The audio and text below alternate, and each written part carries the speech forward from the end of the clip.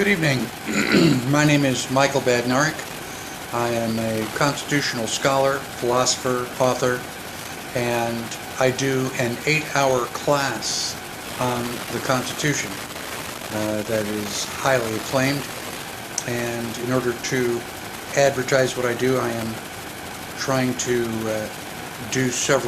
I'm planning to do several Periscope broadcasts so that you can ask me questions, find out who I am, and hopefully find out more about how this country was founded. It's a little strange for me to be doing a Periscope broadcast, mostly because I am old school. I am very old school, and to demonstrate how old school I am, I have my very first calculator. I used to take this to class with me whenever I would go to class. I don't even know if some of you would recognize this. This is a slide rule. This is old-fashioned technology. Now, I've been a computer guy for decades. In fact, most of you may know that computer is only good as the memory that it has, and I just thought I would share with you some of the memory from my first computers. This is 4K of memory, and anyway, as a computer guy, you know that you always have to have backup. So I have 2 memory channels. This is again a 4K slot that would fit into the chassis. The computer that I worked on was basically filled a room. And when you wanted to, later when I got really high tech, we would back the data up onto magnetic tape.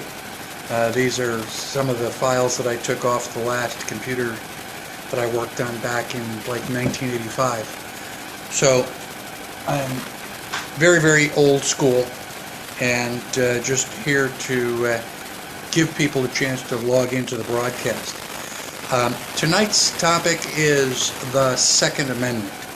I am a very strong Second Amendment supporter, and I wanted to talk to you about the right to self-defense. Self-defense is an inherent automatic right. It's basic instinct. If you're walking down the sidewalk and somebody starts to choke you, you don't call the chief of police to get permission. You don't, pull out a letter from the governor that allows you to fight back. If you have any love of your life, any fear of dying, you're going to do something. I mean, even if you're not trained in martial arts, you're going to poke them in the eye, step on their foot, and do something to resist the attack, even if you just wiggle or run. So self-defense is automatic, and self-defense is part of that law of the jungle. It precedes any written law, precedes any government. And all of us have this natural instinct to defend ourselves. So it is a corollary to your right to life. The right to life is assumed to be true by a lot of people, but not everybody. I would say that the people in China had a right to life. It's just that right to life is not overtly recognized by the Chinese government. They don't have a constitution, they don't have a Bill of Rights, and so the government just doesn't respect the right to life that they have inherently. So we have a constitution, we have a Bill of Rights, but we also do not have a government that respects our rights and understands that they are not supposed to violate those rights, which fundamentally is the reason that we have the Second Amendment. The Second Amendment says that a well-regulated militia, being necessary for the security of a free state, the right of the people to keep and bear arms shall not be infringed. So, let me ask you this: do you want to live in a free country? If the answer is yes, the Second Amendment talks about what is necessary for maintaining that free state.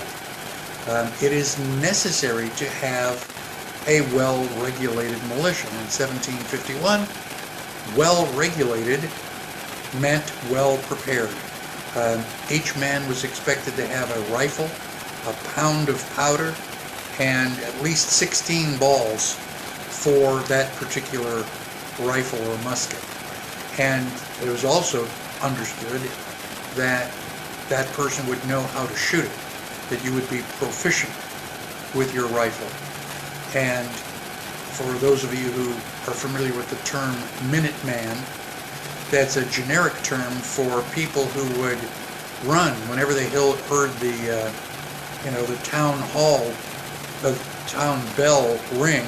They would all run down to the courtyard and prepare to defend the community.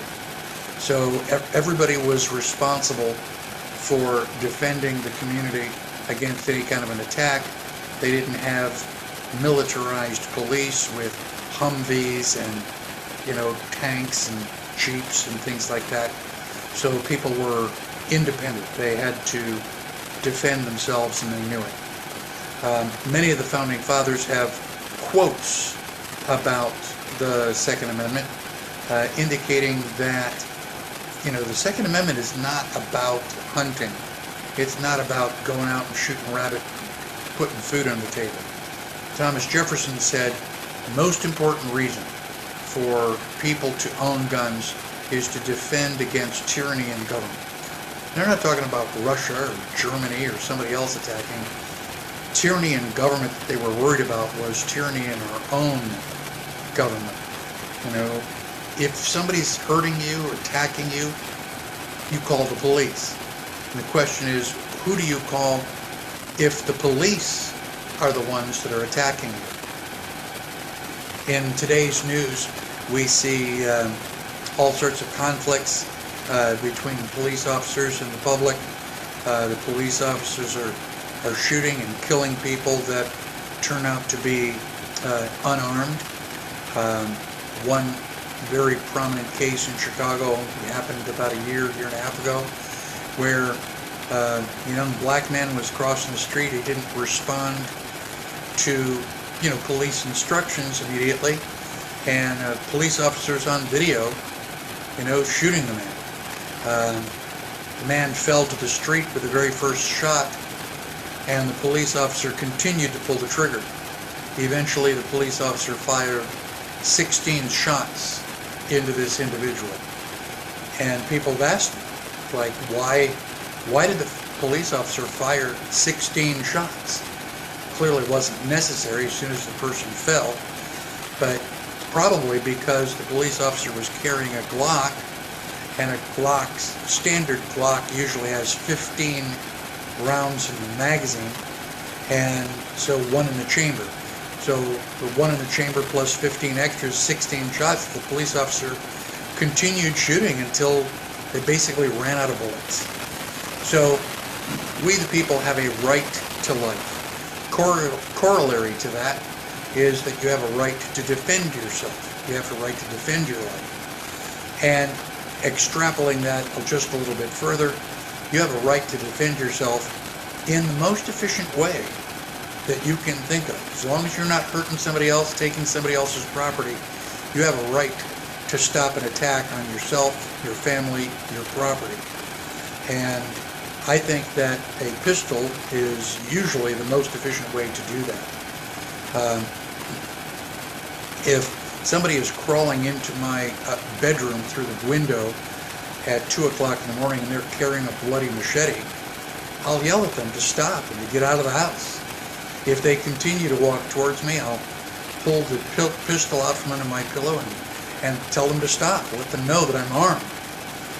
If they continue to walk towards me while I'm pointing my .45, the barrel of which looks like a chimney when you're staring at it, if you're still approaching me with your bloody machete, even if I've informed you that I have a pistol, then you are brain dead.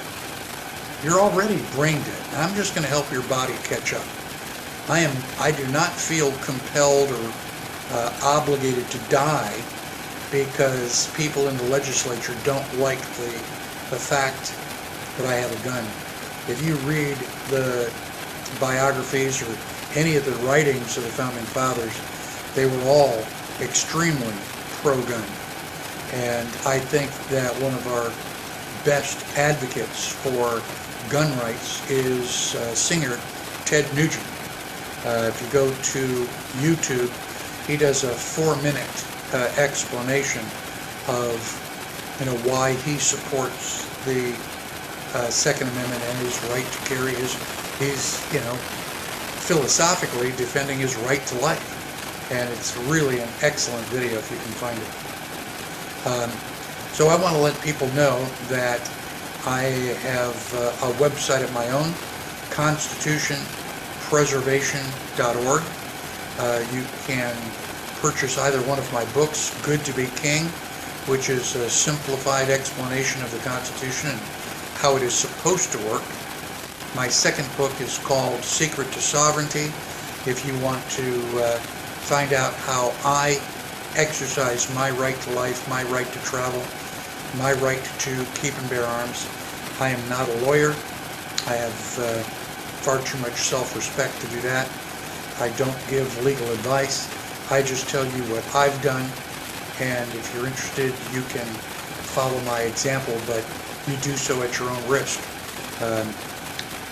Challenging authority in this country can be very dangerous, and you have to decide for yourself how far you're going to push the envelope.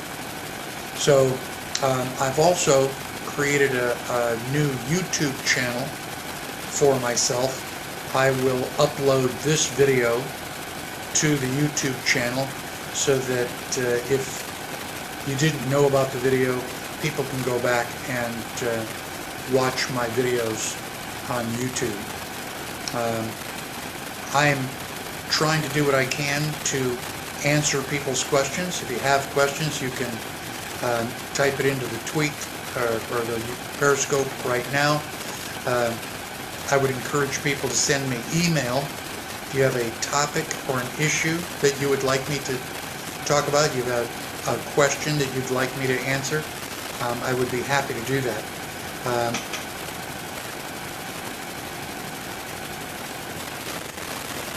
Okay. I have air conditioning in the background. Let me turn the air conditioner off. Don't go away.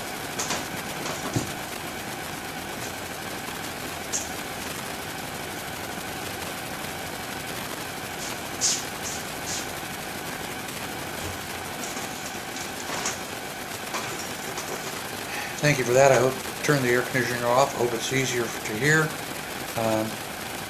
And again, I'm just talking about my YouTube channel, which is simply my last name, Badnarik, and my website is constitutionpreservation.org. I chose the Second Amendment because it's one of my favorite issues. I think that the Second Amendment protects all the other rights that we have. But if people send me an email or send me a tweet or a text message indicating a question or a topic, I'd be happy to address that in future broadcasts. As far as the Second Amendment goes, the Second Amendment talks about a well-regulated militia. And a lot of the self-defense deniers try to convince you that the militia mentioned in the Second Amendment refers to the National Guard. This is patently untrue. The Second Amendment was ratified in 1791 with the rest of the Bill of Rights. The National Guard wasn't invented until 1903, which means that the Second Amendment, that the Founding Fathers were omniscient, and that the Second Amendment didn't mean anything for over 100 years, that they had written it and, just kind of like left it in place, knowing that we would invent the National Guard. This is not true at all. We, the people, are the militia. We have a right to defend ourselves. We have the right to defend our family and our property. And we also have a right to join together to defend our community.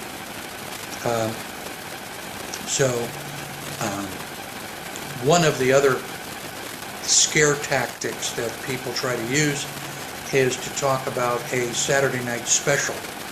Saturday night special was simply a pistol that was affordable.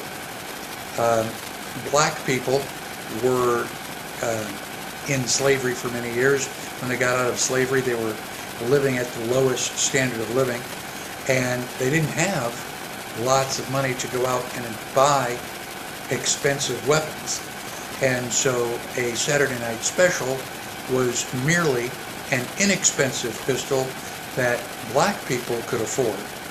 And so the purpose of almost all of our gun laws, at least originally, were to prevent black people from carrying guns. The white people were, clearly disturbed that, maybe black people would carry some animosity over the whole slavery thing, and white people didn't want black people retaliating. So almost all of our gun laws were originated based on an effort to prevent black people from obtaining anything that they could afford or use. Another topic, another scare tactic, is to talk about cop killer bullets. I haven't heard that phrase in a while, but I'm not sure what a cop killer bullet is. It's never really defined, and any bullet successfully placed can be fatal. Robert F. Kennedy was killed by a .22 pistol. .22 pistol's practically silent. It is silent if it has a suppressor on it, and Kennedy was shot right behind the ear with a .22. So police officers can also be killed with .22s, but I don't know that that necessarily makes a .22 a cop killer bullet. It's another strategy to generate language that puts fear into people, scares people. Like, oh my God, we don't want our police officers killed, so we have to get rid of these cop killer bullets. And because it's not really well defined what that is, then we can take all the bullets off the market. If you take the bullets off the market, then it really doesn't matter if you have a gun. Now, one of the interesting things, I ran for Congress in 2006, and I thought there was a reasonable chance that I would become the first libertarian in Congress.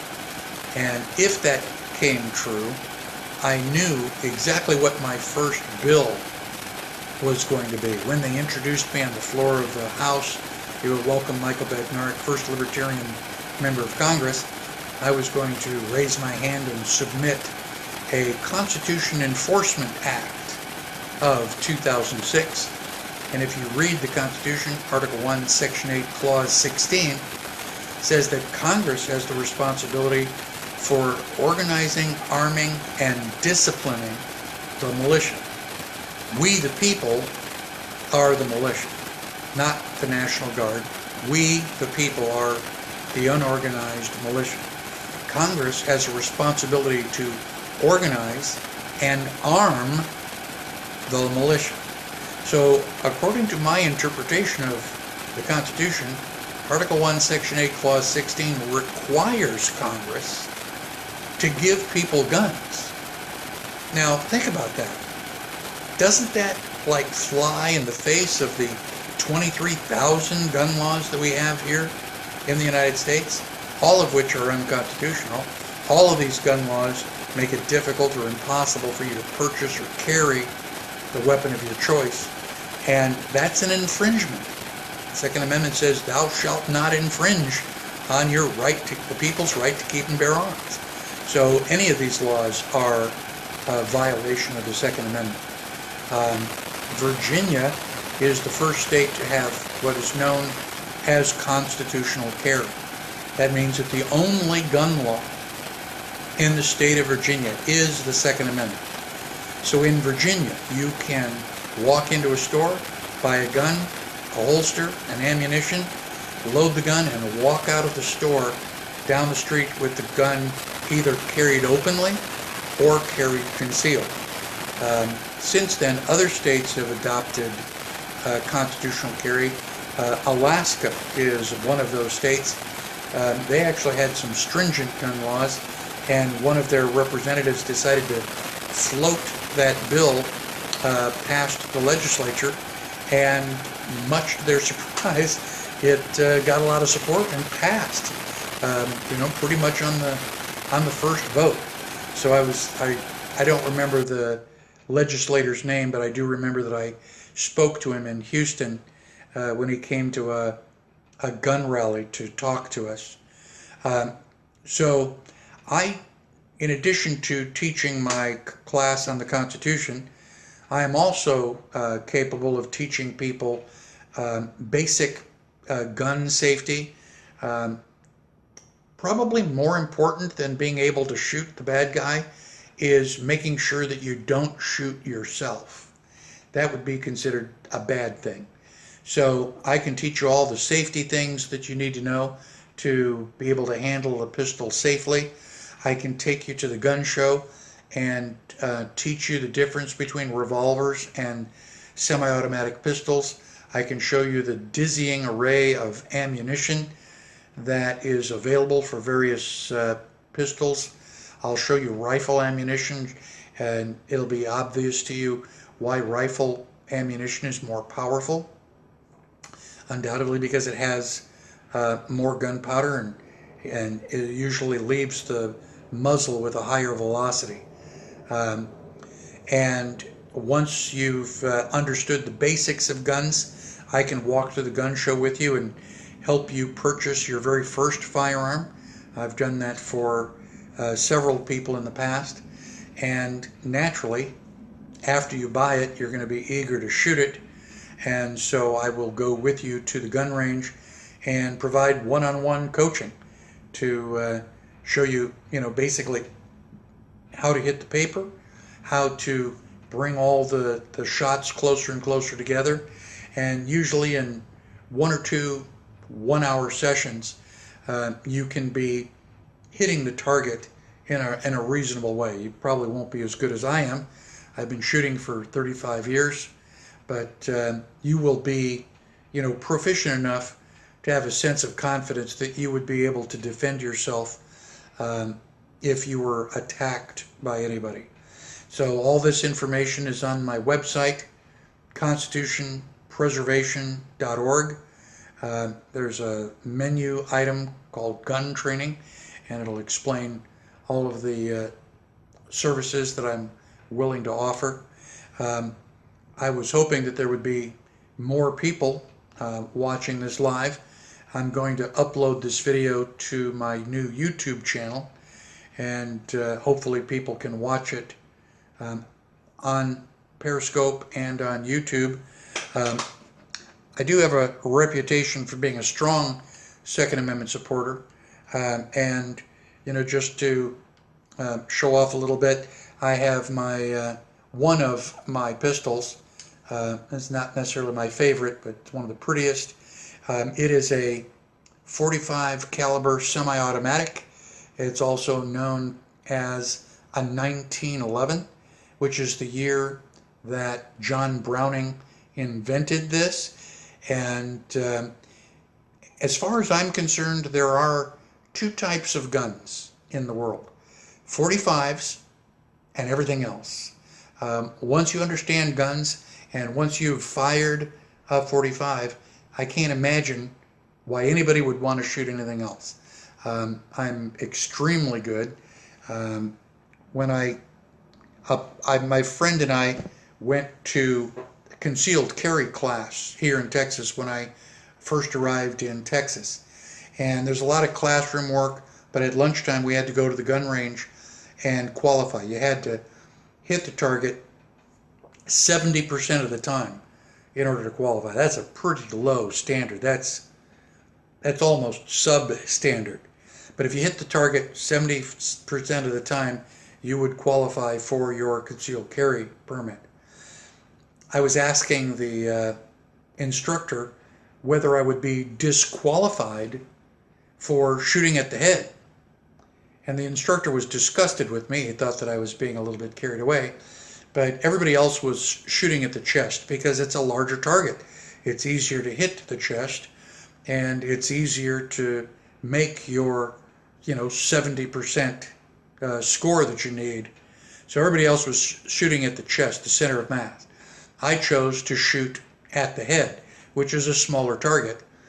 I scored 248 out of 250 possible points. And I'm a little upset with myself because I missed the first shot. I hit the guy in the ear instead of in the middle of the head. But we went back to class, and my best friend told me it was not my imagination. Everybody in class really was more polite to me in the afternoon. It's amazing. Since then, I have discovered that, people are very polite to me, especially if they think that I'm armed. And I asked them, are you being polite to me because I'm armed and you know that I can blow your brains out? Shouldn't you be polite to me just because that's the right thing to do? That's all I'm looking for. I just want people to be polite. And if they know that you are capable of, violent physical retaliation, they really are. If you've never been to a gun show, I recommend that you go. And you don't even have to look at the guns. Just pay attention to the people at the gun show, and you'll discover that a gun show is one of the most polite venues that you've ever attended. You go to a concert, a music concert, people are pushing and shoving, trying to get down to the front row. If the singer is as attractive, the opposite sex is, trying to, get their, undivided attention. And there's a lot of pushing and shoving going on, right down there at the stage so they could get as close to their hero or heroine as possible. Not so at a gun show. Everybody is calm, polite. Nobody wants to cause any kind of a ruckus. Because, being a problem at a gun show is a career-limiting move. How many people have you ever heard of that have gone in to try to shoot up a police station? That just doesn't happen. It's not very smart. So if you love your life, really love your life, and you would like to keep yourself alive as long as possible, especially if you have children. Parents always want to be around to, take care of their children, at least until they're adults. The best way to do that is to defend yourself and to be capable of defending yourself in as many possible situations as possible. And having a gun is, I think, one of the best ways that you can equalize the situation. They say that God made man and Colt made man equal. So I highly recommend that women carry a gun. It decreases the probability that you'll be abused or raped, and I am happy to do personal training for women who may find it uncomfortable to shoot in a group setting. So again, my name is Michael Badnarik. I'm on Facebook and Twitter, both as Michael Badnarik. On Facebook, be careful because there are 3 profiles using my name, 2 of which I have no control over and have been unable to get them deleted. And I now created a YouTube channel with merely my last name, Badnarik, and I will post this video to my YouTube channel. My goal is to create a series of Q&A videos like this. Please send me an email with topics you'd like me to cover or questions that you may have. My email address is scholar, SCHOLAR, at constitutionpreservation.org. And I thank the few people who were watching this live. I do genuinely appreciate it. I look forward to getting a lot of replays after I post it. And hopefully, now that I am reactive in the liberty movement, that people will start to seek me out once again. I will be at the Austin Capitol in Texas on September 3rd, beginning at noon. We have a huge rally at the Texas Capitol, and we're not happy with our governor. And one of the issues that I'll be able to talk about is Texas secession. Hopefully, Texas will leave the Union.